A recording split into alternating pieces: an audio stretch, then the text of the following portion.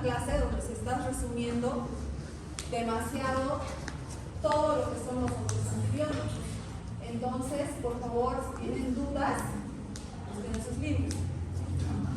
Lo que a mí me interesa es que sepan la clasificación, los antibióticos y el espectro de acción principalmente. Quizás una que otra cosa importante de cada antibiótico. ¿Qué aminoglucósidos conocen? Vamos a hablar primero de los aminoglucósidos. Amicacina, clindamicina. Clandamicina, ¿qué más? Tobramicina, estreptomicina. ¿Qué más? ¿Alguno más? El primero ha sido la estreptomicina, ¿no? Luego apareció la neomicina, que todavía en algunos lugares se da.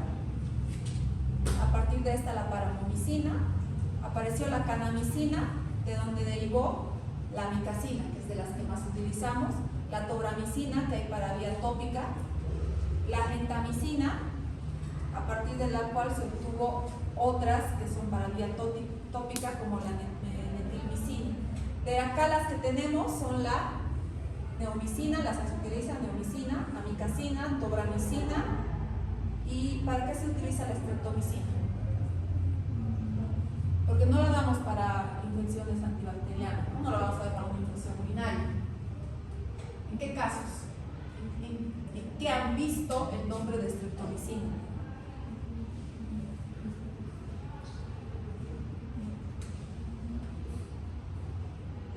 Está dentro de uno de los esquemas para la tuberculosis, para la Mycobacteria tuberculosis. ¿Sí? Entonces, para eso todavía se sigue utilizando la estreptomicina. Cuando hemos hablado de los betalactámicos, hemos dicho que los betalactámicos, ¿qué es lo que hacían? ¿Cuál era el mecanismo de acción de los betalactámicos? Inhibición de la síntesis de pared celular. Inhibición de la síntesis de la pared, de todos los betalactámicos. Se unían a la proteína fijadora de penicilina y hacían ese efecto.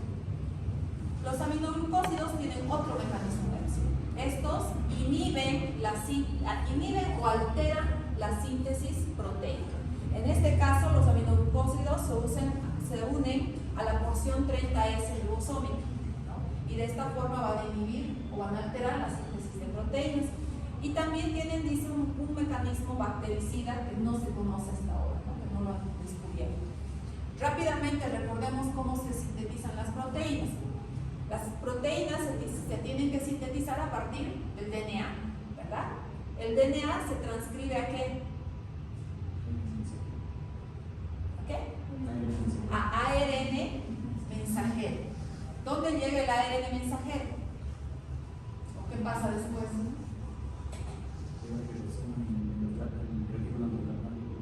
¿Dónde llega?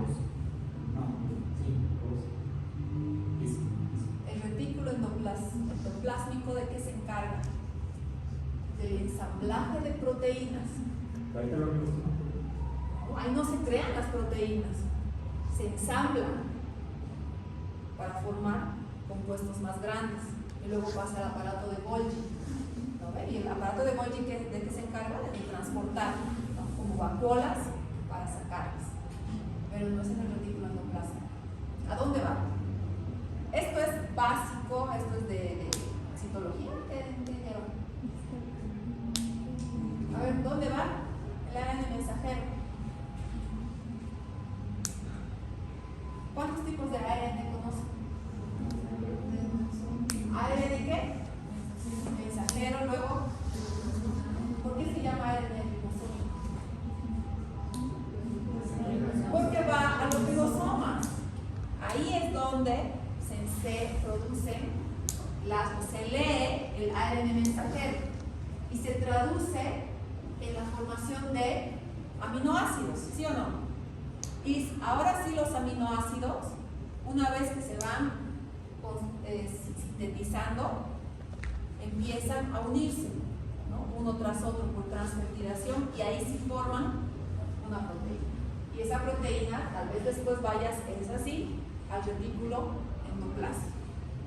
Entonces, así es como se sintetizan las proteínas, de forma muy resumida, ¿no? Un recordatorio.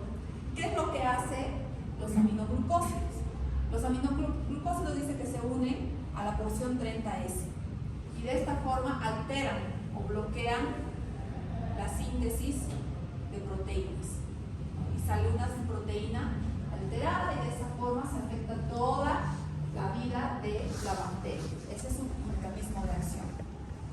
Muchos de los antibióticos que vamos a ver que no son beta-lactámicos tienen este mecanismo de acción, que es la alteración o bloqueo de la síntesis de proteínas. Cada uno actúa quizás en diferentes niveles, pero ese es su principal mecanismo de acción. Ahora, ¿cuáles son los mecanismos que han creado de resistencia a las bacterias contra los aminoglucósidos? Los mismos que han creado contra los beta-lactámicos, pero contra los aminoglucósidos. Se han hecho impermeables, han creado bombas de flujo para sacar el antibiótico, han empezado a producir enzimas, esta vez no son beta-lactamases, pero son enzimas que destruyen a los aminoglucósidos, o han mutado, han cambiado totalmente el lugar de unión de los aminoglucósidos. Los aminoglucósidos, ¿dónde se unían? ¿Dónde van? A la porción 30S. Entonces ese lugar, ese receptor para aminoglucósidos en 30S muta, cambia. Entonces no va a haber dónde se unan los aminoglucósidos. Estos son los tres mecanismos principales de resistencia a casi todos o a todos los antibióticos que han creado las bacterias. Ahora, ¿cuál es el espectro de acción? ¿Contra qué son buenas? Aquí arriba tenemos bacterias aerobias, bacterias anaerobias. Aerobios, cocos gram positivos, bacilos gram positivos, bacilos gram negativos. Anaerobios, gram positivos, gram negativos y muy aparte, micobacterias, ¿no? Entre los cocos gram positivos, entre los más conocidos, los más importantes para nosotros, los neumococos, los estreptococos. Tenemos al estafilococo como una bacteria aparte y los enterococos también, ¿no? Entre los bacilos gram positivos, los más conocidos, Bacillus cereus y el Corynebacterium. Gram negativos, las enterobacterias, E. coli, Proteus, Klebsiella. Pseudomonas es totalmente aparte, Salmonella, Shigella, el cólera, Vibrio cólera y un coco bacilo, gram negativo, que es el Haemophilus influenza tipo B.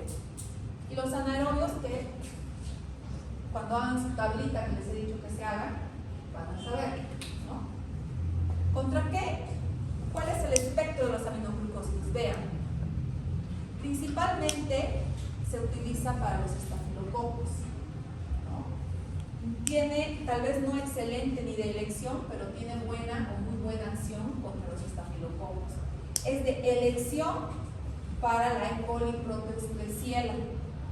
Es por eso que, por ejemplo, cuando hay una infección urinaria, ¿cuál es el principal agente de la infección urinaria en adultos y en niños? La E. coli. En muchos lugares, cuando los internan, ¿qué utilizan? Amikacina, o en lugares donde no saben mucho todavía utilizan gentamicina, ¿no? Entonces, por eso, si yo reduzco todas estas tablas, ¿cuáles son el espectro principal?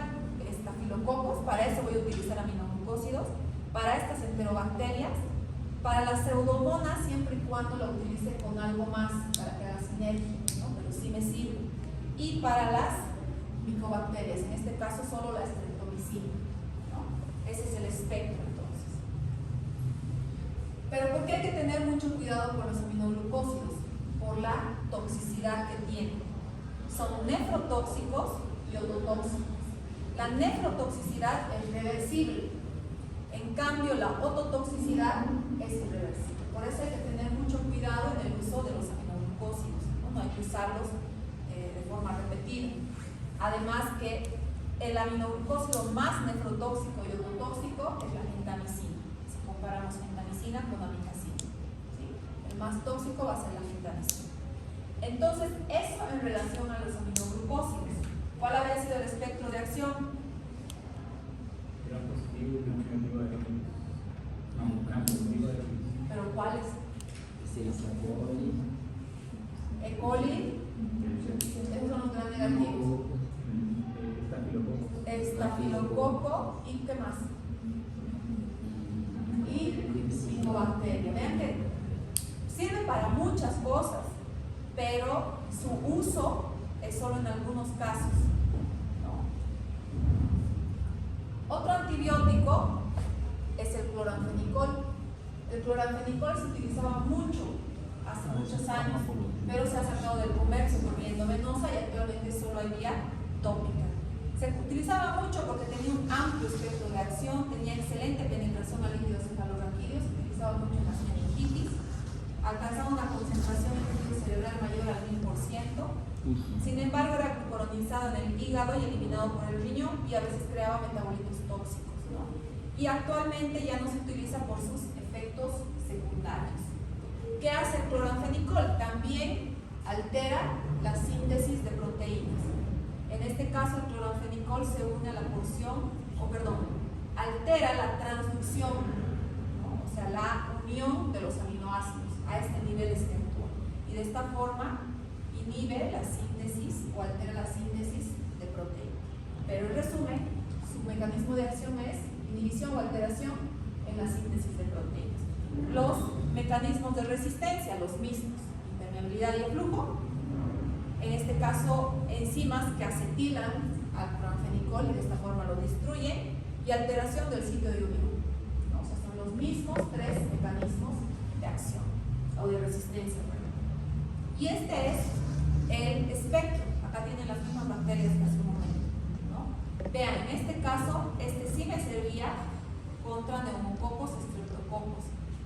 Esto está de 0 a 4, ¿por qué? Porque en algunos estafilococos sí son sensibles y otros no.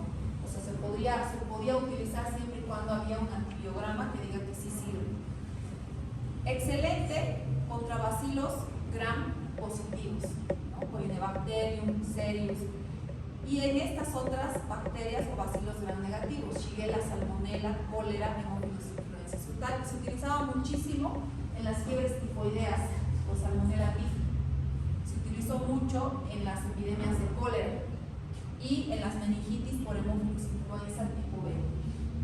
Y vean, excelente contra anaerobios, tanto gram positivos como gram negativos. Entonces el espectro del cloranfenicol se reducía a eso, ¿no? Algunos cocos, estreptococos principalmente, bacilos gram positivos, Shigella, Salmonella, cólera, hemófilos influenza y todos los anaerobios. Sin embargo, se sacó del comercio por este mecanismo, este efecto adverso principalmente, aplasia medular, ¿no? Los pacientes, esta aplasia medular era idiosincrática e irreversible, es decir, que no se sabía a quién le iba a dar, quién iba a tener esa complicación, ese efecto adverso, y no era dosis dependiente. O sea, si utilizabas dosis altas, te podía dar una depresión medular, pero esta era reversible, o sea, era transitoria y luego mejoraba. Pero esta aplasia se veía en pacientes que recibían dosis bajas, dosis altas, o sea, no se sabía. Y por esto es que se ha quitado del comercio por vía endovenosa, que solo sigue habiendo, pero solo por vía tópica, ¿no? En ungüentos principalmente. El cotrimoxazol. ¿Alguna vez han tomado cotrimoxazol? Trimethoprim, sulfametoxazol, la unión de estos dos. Esta también es un antibiótico que se utilizó mucho, hace unos 10, 15 años, porque es de amplio espectro, tenía buena penetración a los tejidos y al líquido cefalorraquídeo. Sin embargo, porque se ha utilizado demasiado, ha aparecido mucha resistencia de las bacterias y solo se utiliza en la actualidad si es que tenemos un antibiograma que me diga que la bacteria es sensible a este antibiótico. Pero sigue habiendo, ¿no? O sea, se utiliza todavía. ¿Cuál es el mecanismo de acción? El mecanismo de acción del cotrimoxazol es diferente a los otros, ¿no? Es el único que altera la síntesis de los ácidos ribonucleicos. ¿Cuáles son los ácidos ribonucleicos?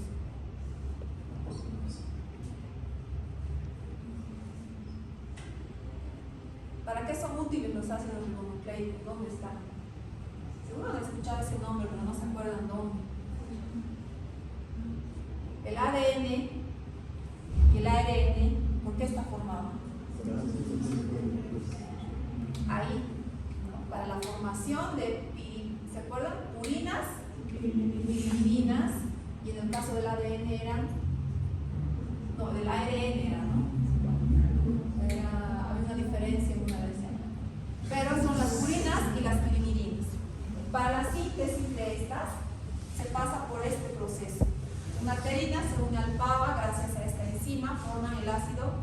hidroteroico. Por otra enzima, con ayuda del ácido glutámico, forman el ácido fólico, que con una reductasa forma el ácido folínico.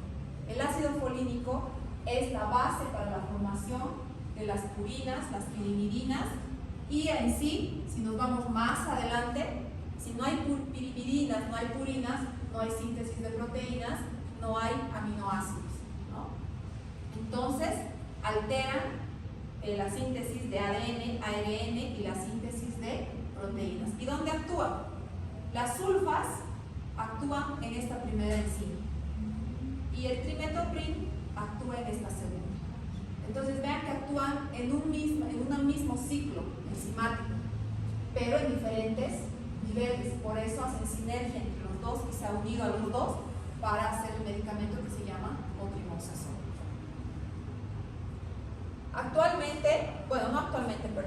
Este antes era el espectro bacteriano del cotrimoxazol. Todas estas bacterias eran muy sensibles al cotrimoxazol: E. coli, Proteus, Salmonella, Shigella, cólera, Haemophilus, meningococo, Yersinia, todas estas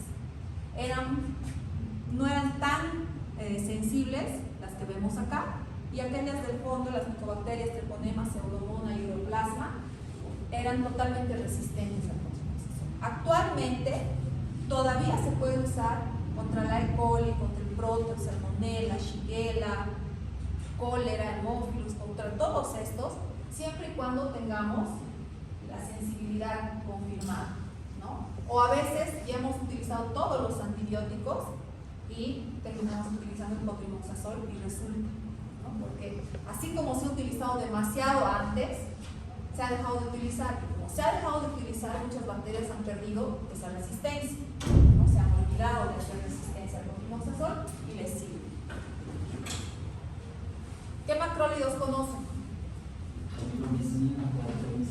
Acitromicina, claritromicina y la más antigua, que es la eritromicina. ¿En qué casos se utilizan los macrólidos? Lo voy a botar de la clase. A ver, ¿cuándo utilizan macrólidos?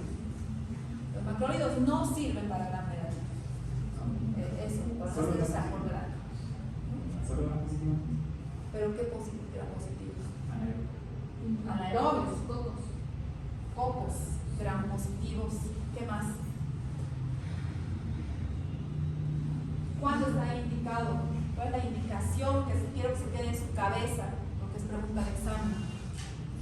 Infecciones por agentes atípicos, Mycoplasma, Clamidia, Legionella. Estos son bacterias atípicas, así se les llama, y causan infecciones atípicas. Cuando sospechamos de una infección atípica, el medicamento de elección son los macrólidos: eritromicina, claritromicina, acitromicina. ¿Cuál es la otra opción? ¿Cuándo también puedo usar macrólidos? Me han dicho que sirve contra cocos gram positivos. Si yo tengo una infección con coco gram positivo, ¿qué es lo primero que voy a dar? Penicilinas. Y si soy alérgica,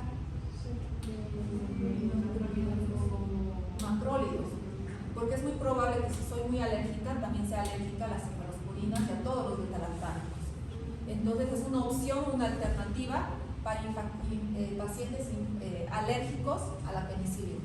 Y la última, cuando quiero sus ventajas farmacológicas, especialmente de la acitromicina, que vamos a ver. Sin embargo, el uso frecuente está aumentando la resistencia de las bacterias, ¿no? A los macrólidos, que se está empezando a usar bastante. El primer macrólido fue la eritromicina, ¿no? Hace muchos años. Pero la eritromicina tenía varios problemas: mala biodisponibilidad oral, una vida media corta. ¿Qué es la vida media?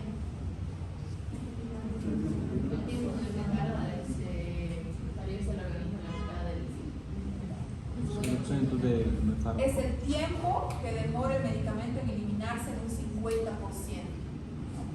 Cuanto más corta es la vida media, se elimina más rápido. Entonces tengo que dar dosis más frecuentes. Si la vida media es larga, doy menos dosis, ¿no? Entonces la eritromicina tenía una vida media corta, por eso sí o sí se tenía que dar 4 dosis al día, cada 6 horas. Y aparte se metabolizaba por el hígado y producía metabolitos tóxicos que causan vómitos, náuseas, calambres abdominales, un malestar abdominal intolerable para los niños, ¿no? Entonces, por eso es que salieron los otros derivados de la eritromicina, entre los que conocemos la claritromicina y la acitromicina. Entre estos tres, la eritromicina, ya hemos visto los efectos adversos, ¿no? Las desventajas, efectos adversos y vida media muy corta, ¿no? La única ventaja es el precio. La eritromicina creo que hay hasta de 50 centavos o más barato, que ya nadie utiliza. Luego salió la claritromicina. ¿Cada cuánto se administra la claritromicina? Cada 12 horas. Entonces tiene una vida media más prolongada. Efectos adversos. ¿Han tomado la claritromicina en tabletas? Nadie ha tenido Helicobacter pylori. La claritromicina también produce náuseas, puede producir vómitos y además se elimina por la saliva también y deja un sabor a medicina todo el día en la boca, ¿no? Eso es lo malo de la claritromicina. Y luego salió la acitromicina. La acitromicina tiene una vida media más larga, por eso se da ¿cuántas veces al día? Una sola vez. ¿Y cuántos días dura el tratamiento con la acitromicina? 3 en faringitis, 5 en neumonías o procesos más complicados, ¿no? En cambio, con la eritromicina y la claritro, ¿cuántos son los días de tratamiento? 7 a 10 o hasta 14, ¿no? Hasta 14 días. ¿Por qué la acitromicina solo se da 3 días o 5 en el peor de los casos?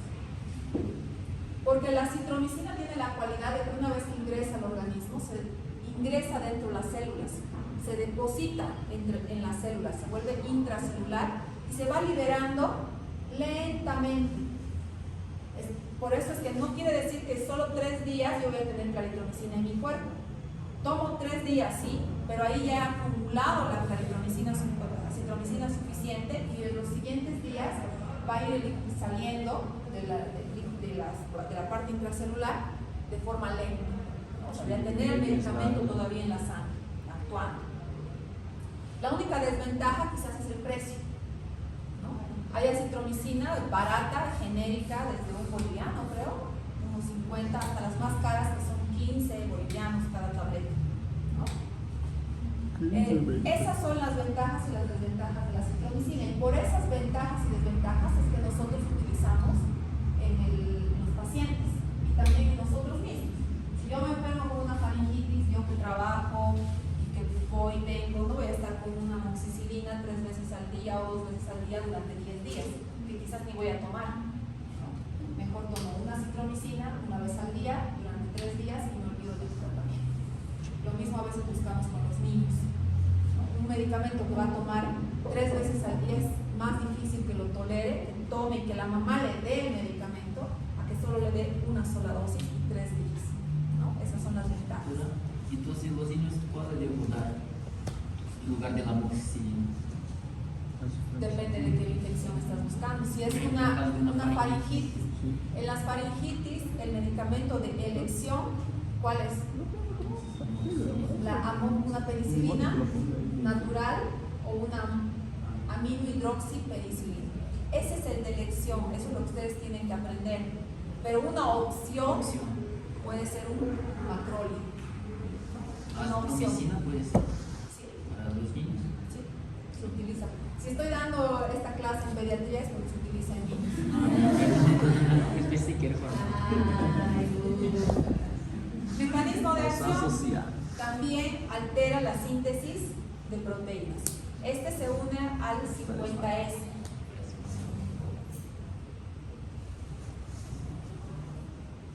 Los macrólidos se unen al 50S, también actúan a nivel de la transpeptidación y de esta forma inhiben la síntesis de proteínas. Resistencia a la eritromicina y por tanto a la claritro y la citro. Son los mismos. Si pongo estas diapositivas en cada uno será porque es importante, ¿no? Espero que estén memorizando. Estas son las principales principales indicaciones de los macrólidos. De elección en las infecciones atípicas, ¿no? Por micoplasma, clamidia, legionela, en la tosferina, en la difteria. ¿Estos qué tipo de bacterias son? Los que producen difteria y tosferina.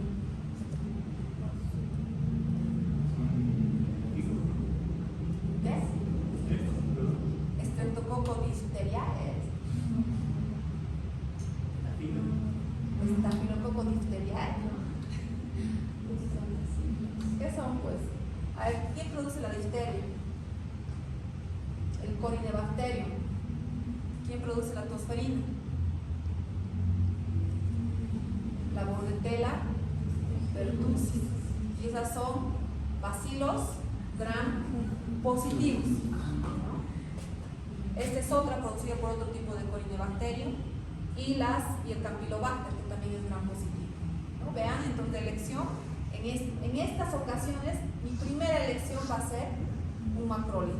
Y es opción o alternativa en infecciones por estreptococos, en alérgicos a la penicilina o que quiero sus ventajas farmacológicas.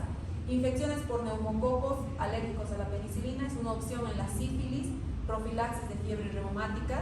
Esta, por ejemplo, es producida por el estrepto, esta es por el Treponema pallidum. Profilaxis de las endocarditis y en algunas infecciones que son por estafilococo pero que sean sensibles a los macrólidos. Pero de elección, estas de aquí, ¿no? Entonces, eso en relación a los macrólidos.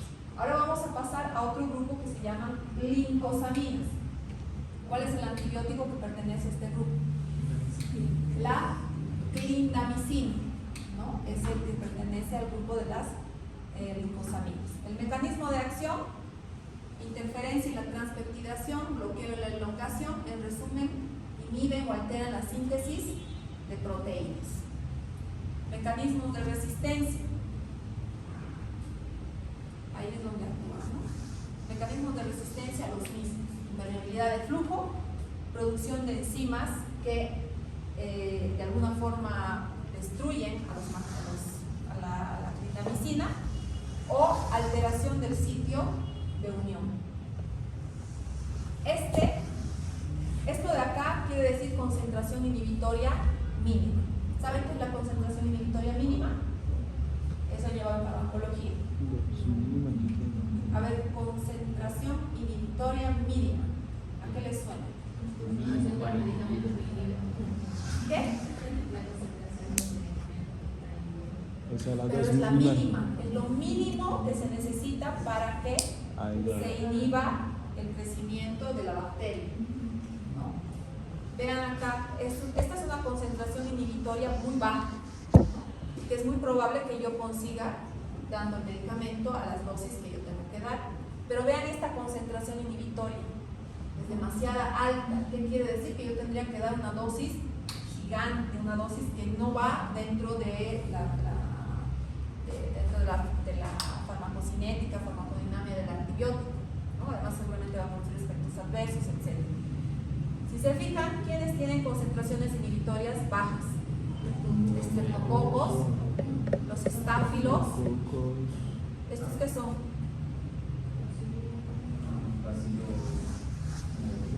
A ver, Clostridium difficile, perfringens, peptococos, peptostreptococos. ¿Qué son? Son cocos, ahí vas bien. Dice cocos, ¿no? ¿Pero qué son? Son aerobios, anaerobios, gram positivos. ¿Y estos de acá?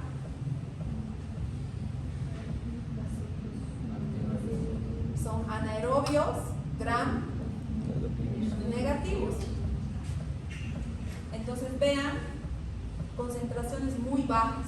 Entonces, seguramente es de la clindamicina, no seguramente, la clindamicina es de elección en las infecciones por anaerobios, gram positivos y gram negativos.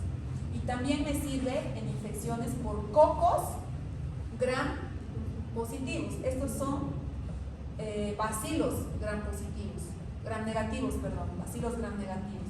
Y vean, las concentraciones son muy altas. no me sirve. Solo me sirve contra estas infecciones por cocos gram positivos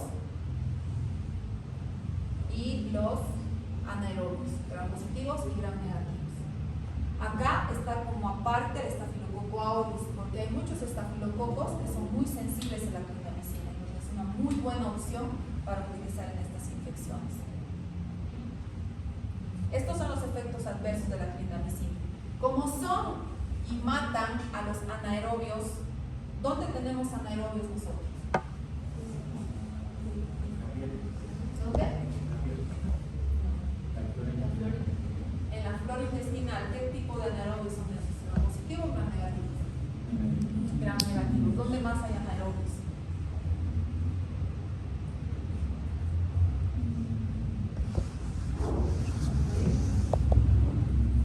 ¿En la faringe? No. ¿En el pulmón? No. Más arriba. En la boca. Igual que los perros.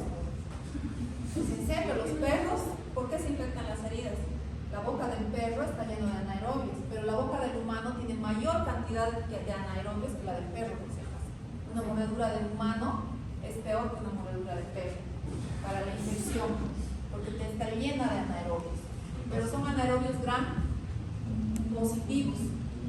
Cuando hay sospechas de infecciones, por ejemplo, por broncoaspiración, o sea, has entrado tu comida mezclada con saliva al pulmón, probablemente se han entrado anaerobios gram positivos. Por eso es una opción o es de indicación en las neumonías por broncoaspiración utilizar, por ejemplo, clindamicina, que es nuestra mejor opción, ¿no? Y en las infecciones, por ejemplo, cuando cortan, seccionan intestino, abren, o sea, abren el tubo intestinal. ¿Dónde está la flora? En el tubo intestinal. Entonces, si se ha abierto el tubo intestinal, puede haber salida de anaerobios. Por eso en esas infecciones gastrointestinales también es una opción utilizar clindamicina como profilaxis. ¿Y el otro medicamento cuál es contra anaerobios? En este caso gram negativo, porque estamos hablando de intestino. Ya llevamos el cirugía.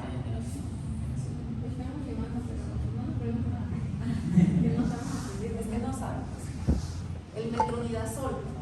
¿No han visto las indicaciones? Colocan metronidazol. Amicacina, metronidazol. Ese es su esquema. Amicacina, metronidazol. ¿Por qué? Porque cubre gram negativos aerobios y gram negativos anaerobios que están en la parte del abdomen. Perdón, pero como mata a nuestra flora, si yo tomo mucho tiempo clindamicina por, no sé, por algún problema respiratorio, por ejemplo, también voy a matar a mi flora normal.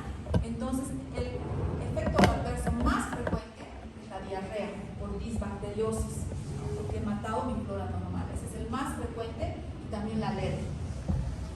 ¿Qué glucopéptidos conocen?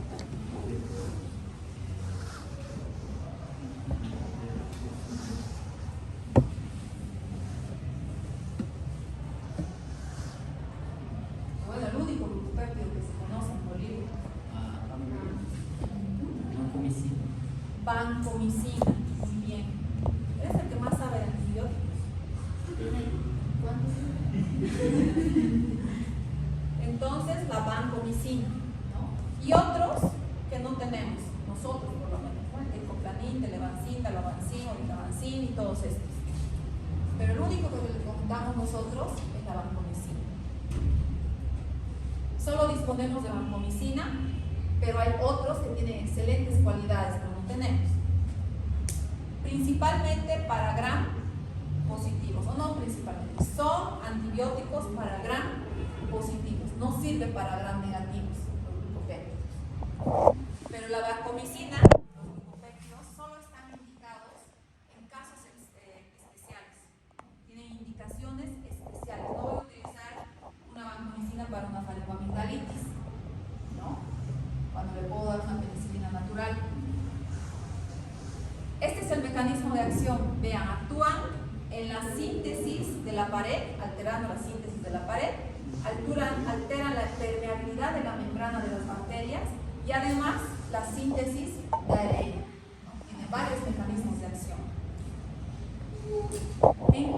infecciones o cuáles son las indicaciones para dar vancomicina. Son estas 1, 2, 3, 4. 4 indicaciones. 1, lo primero es que tiene que ser una infección grave. Paciente que realmente esté grave por un estafilococo meticilino resistente. En ese caso utilizo vancomicina. Un paciente grave por un neumococo altamente resistente a la penicilina o que sea intolerante a la penicilina. En un enterococo ampicilino resistente y en un clostridium resistente al metronidazol. Esas son las únicas indicaciones que tienen que estar en mi cabeza para utilizar o indicar vancomicina. ¿Por qué? Vean la sensibilidad que tienen los gram positivos. El estáfilo especialmente, el estáfilo tanto meticilino sensible como meticilino resistente, ¿no? El epidermidis y el aureus, los estreptococos, los neumococos y otros gram positivos, ¿no? Pero sus indicaciones son bien específicas para la vancomicina, son esas 4 que les he dicho y que ya deben saber de memoria. Y las últimas, bueno, no las últimas, no se alegren, las quinolonas. ¿Las quinolonas se utilizan en niños? No. ¿Nunca? No, cuando ya crecieron. Cuando ya no son niños. ¿Por qué? Son teratógenas. Y tienen el nivel de Si son teratógenas no está indicado en embarazadas. Me equivoqué, pero el nivel de crecimiento del hueso. Altera ¿el qué? El cartílago de crecimiento, produce una erosión a nivel del cartílago de crecimiento. Pero esto no se ha demostrado en seres humanos, solo en ratas de laboratorio.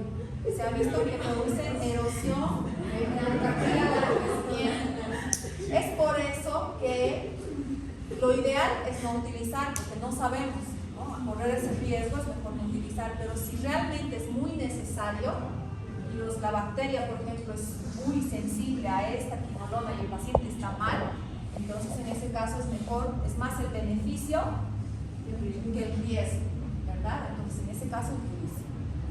Las quinolonas se han ido clasificando, se han ido ordenando, han ido apareciendo por generaciones.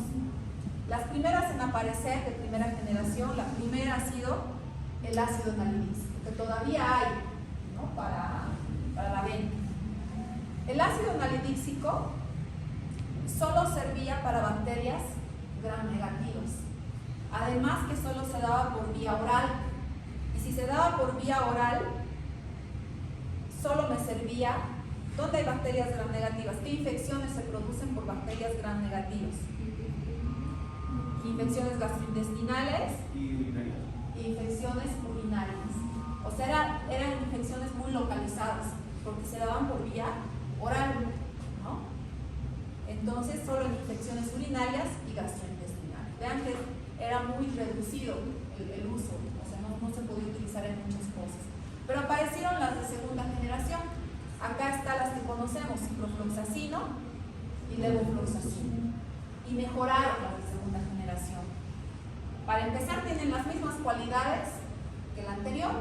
Se puede usar por vía oral, en infecciones localizadas, porque la cipro se utiliza mucho en infecciones urinarias y gastrointestinales. Y es excelente contra gram negativos. Pero mejoraron porque también sirven contra gram positivos. Y además hay para uso parenteral, o sea que no solo se utilizan en infecciones gastrointestinales y urinarias, sino también en infecciones sistémicas, en choques sépticos, sepsis, neumonías, ¿no? En todos esos lugares donde se llega a través de la sangre. Pero no nos sirven contra atípicos ni anaerobios. Por eso aparecieron las de tercero. En las de tercero está el gatifloxacino, el grepafloxacino, los conocidos. Y fueron mejorando, tenían las mismas cualidades que las de segunda generación. Uso oral y parenteral, infecciones localizadas y sistémicas, excelente contra gram positivos, gram negativos. Pero esta mejoró un poco más y esta sí sirve contra atípicos, ¿no? Mejoró el espectro, pero todavía limitado para anaerobios. Entonces aparecieron las de cuarta generación, moxifloxacino, hemifloxacino. Y estas sí tienen todo, ¿no? Sirve gram positivos, gram negativos, atípicos, anaerobios, uso oral, parenteral, infecciones sistémicas, infecciones localizadas. El mecanismo de acción de las quinolonas es único, es el único antibiótico que actúa en la síntesis bacteriana de ADN, inhibe la síntesis de ADN. ¿A través de qué? Las topoisomerasas. Existen, el ADN ¿cómo está? Enrollado, ¿verdad? Así se encuentra enrollado. Pero cuando tiene que haber duplicación de ADN, ¿qué pasa con ese ADN? ¿Así enrollado se duplica? No, se tiene que desenrollar y se forman dos filas, ¿no? Dos hileras, donde están frente a frente los ácidos ribonucleicos, ¿no? Desoxirribonucleicos, perdón. Desoxirribonucleicos, ¿no? ¿Y quién hace este trabajo de enrollar y desenrollar? Las topoisomerasas. Topoisomerasa, la 2, que es la que gira, la que enrolla, y la 4, que es la que desenrolla. A este nivel de estas topoisomerasas es que actúan las quinolonas. Inhiben a estas enzimas y de esta forma no se puede duplicar el ADN y de esta forma muere la bacteria. ¿Cómo han creado resistencia? Igual, se han alterado estas enzimas, ¿no? O sea, se han juntado para que así no se pueda unir las quinolonas. Se han hecho impermeables, han creado bombas de flujo y también, bueno, esta es la única que todavía no se sabe si hay enzimas que hidrolicen o maten, o bueno, no maten, destruyan a las quinolonas, ¿no? Esto ya no lo vamos a ver porque les tiene que quedar claro. Primera generación contra gram negativos. Segunda generación Positivos y negativos. tercera generación Positivos, negativos y anaerobios. y cuarta generación Positivos, negativos y y anaerobios, anaerobios. ¿no? Se va mejorando el espectro contra todos estos. Entonces, en todo caso, si quisiéramos cubrir, o sea, si no supiéramos de la gente, digamos, haríamos una de cuarta generación directa. Si el paciente Es estuviese una muy opción. mal. Pero en pediatría tenemos otras opciones, ¿no? ¿Sí o no? Teníamos otras opciones. Uno, por ejemplo, es el meropenem, gram positivos, gram negativos y todos los anaerobios. Lo único que no me sirve son contra atípicos, pero en pediatría tratamos de evitar utilizar quinolonas. ¿Y qué hago? Le doy meropenem y por sonda o por vía oral le doy claritromicina, especialmente claritromicina o acitromicina. ¿No? Si está internado, claritromicina, ¿no? Entonces de esa forma cubro todo y no me arriesgo a utilizar un medicamento que quizás lo va a dejar enano al niño, al niño, ¿no? No me voy a arriesgar. Pero ¿Cómo no? hasta ahí están los antibióticos que se utilizan en pediatría. Me faltaría el grupo de la rifampicina. ¿La rifampicina en qué se utiliza? Bueno, sí, rifampicina. Una rifampicina, sí, local, ¿no? Tienen el spray, es un antiséptico local. Pero vía oral, la rifampicina, es una rifampicina. ¿Qué? Es un antituberculoso. Rifampicina, isoniazida. ¿Cuál es el otro? El tamiflor. ¿Qué nomás han hecho hasta ahora? Entonces, ya me olvidó que estaba hablando.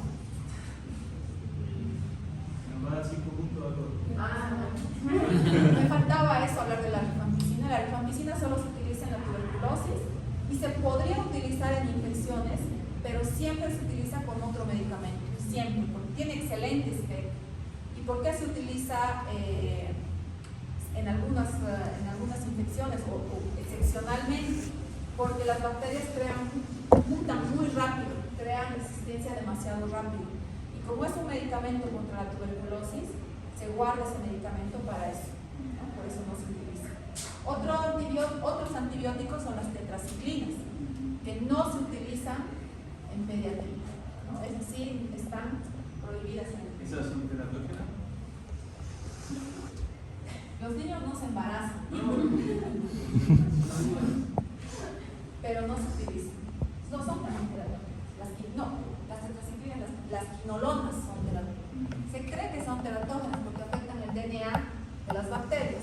Tal vez podría llegar a afectar el DNA de nosotros, ¿no? Por eso se evita en mujeres embarazadas. Entonces, esos son los antibióticos que conocemos, con los que disponemos. Vean que tienen una gran cantidad de antibióticos, pero tienen que saber el espectro y saber en qué ocasiones utilizar cada grupo. Pero las bacterias han ido también sobreviviendo y tratando de sobrevivir, por eso es que han creado resistencia, ¿verdad? Los cocos gram positivos que se han hecho resistentes, el primero y el más importante, no el más importante, uno de ellos es el neumococo. El neumococo se ha hecho resistente, es un gram positivo que se ha hecho altamente resistente. Otro, ¿quién es ese? El estafilococo. El estafilococo también se está haciendo resistente. Los enterococos. Hay enterococos que ya son vancomicinos resistentes. La mayoría de los que son resistentes a vancomicina son los enterococos. Estáfilos no hay muchos. Pero también las bacterias gram negativas se han hecho resistentes. Por eso se habla de las bacterias. Es un gram negativo multiresistente. Ha hecho resistencia a muchos grupos de antibióticos. ¿Quiénes han hecho esto? Todas estas, Serratia, Pseudomonas, Cimetobacter, Citrobacter, Klebsiella, E. coli, Proteus. Y entre estas, vean, están algunas que causan infecciones frecuentes, ¿no? Entonces, vean cómo han aumentado su resistencia. Entonces, se han creado, o se han dado la solución a esto, que es crear nuevos antibióticos, porque se están haciendo resistentes a los antibióticos que yo les he presentado. Entre estos, para los cocos gram positivos que se han hecho resistentes, o sea, el neumococo, el estáfilo y todos esos, han aparecido nuevos antibióticos. Estreptograminas, ketólidos, lipopéptidos y oxazolidinones. Ninguno de estos tenemos, por lo menos en Bolivia, no sé si en Chile, en Brasil habrá. El inesolid, esta de acá sí hay, se puede conseguir en Bolivia, pero después las otras no. Estas nos sirven para los cocos positivos que se han hecho resistentes. Y para los otros, en este caso de amplia cobertura, que cubriría los gram negativos, hay una opción que está saliendo, que va a salir, la tigecyclina, que es una glicilciclina, ¿no? Entonces, estos son los nuevos antibióticos que se están creando para todas esas bacterias que se están volviendo resistentes. Por eso es que se trata de usar de forma Responsable. ¿no? O sea, con juicio, ¿no? Los antibióticos. Porque cuando uno da un antibiótico a un paciente que no necesita, lo único que está haciendo es presentar ese antibiótico a bacterias que no están causando enfermedad y de esa forma crean resistencia, ¿no? Y por eso es que ha aumentado tanto la resistencia, por el uso exagerado de antibióticos. ¿Tienen preguntas? ¿Tienen dudas? Sí, vayan a ver. Han visto que está demasiado resumido. Hay muchas cosas que no se han visto, por ejemplo, farmacocinética, que es muy importante. Ventajas y desventajas, si es vía oral, vía endovenosa, vida media, todo eso tienen que saber también. Por lo menos tener una idea. Porque por eso también se escoge qué antibiótico voy a utilizar. De uso parenteral, de uso oral. Prefiero uno que se dé 2 veces al día que uno que se dé 4, ¿no? Y todo eso se evalúa al momento de